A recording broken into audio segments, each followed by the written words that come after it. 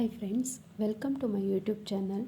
ಇವತ್ತು ನಾನು ಎತ್ತಿನ ಗಾಡಿಗೂ ಮತ್ತು ನಮ್ಮ ಜೀವನಕ್ಕೂ ಹೇಗೆ ಕನೆಕ್ಟ್ ಆಗುತ್ತೆ ಅನ್ನೋದನ್ನು ಹೇಳ್ತಿದ್ದೀನಿ. ನೋಡಿ, ಎತ್ತಿನ ಗಾಡಿ ಓಡಿಸೋವಾಗ 2 ಎತ್ತು ಸಮವಾಗಿ ಹೋದರೆ ಮಾತ್ರ ಎತ್ತಿನ ಗಾಡಿ ಕರೆಕ್ಟಾಗಿ ಹೋಗುತ್ತೆ.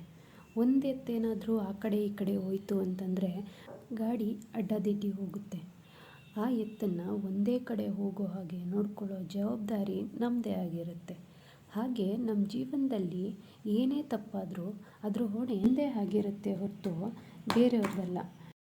ಒಂದು ವೇಳೆ ಬೇರೆಯವರಿಂದನೇ ತಪ್ಪಾಗಿದ್ರೂ ನಾವು ಅದನ್ನು ಅರ್ಥ ಮಾಡ್ಕೊಬೇಕು, ಯಾಕೆ ನಮ್ಮ ಜೀವನದ ಹಗ್ಗನ ಅವ್ರ ಕೈಯಲ್ಲಿ ನಾವಿಟ್ವಿ ಅನ್ನೋದನ್ನು.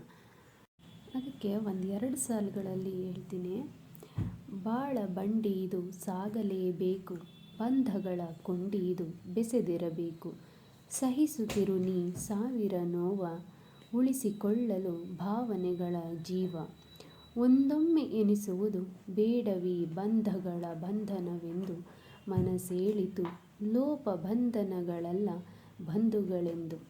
ಮನಸ್ಸು ಇಂದು ಏಕೋ ಬಿಕ್ಕಿ ಬಿಕ್ಕಿ ಅಳುತ್ತಿದೆ, ನಮ್ಮವರು ಯಾರೆಂದು ಹೆಕ್ಕಿ ತೆಗೆಯಲಾರದೆ.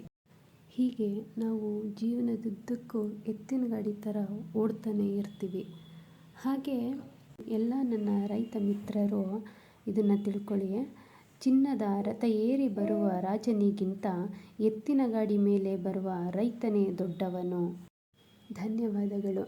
ವಿಡಿಯೋ ಇಷ್ಟ ಆದರೆ ಲೈಕ್ ಮಾಡಿ, ಶೇರ್ ಮಾಡಿ, ಸಬ್ಸ್ಕ್ರೈಬ್ ಮಾಡಿ, ಹಾಗೆ ಕಾಮೆಂಟ್ ಮಾಡೋದನ್ನು ಮರಿಬೇಡಿ.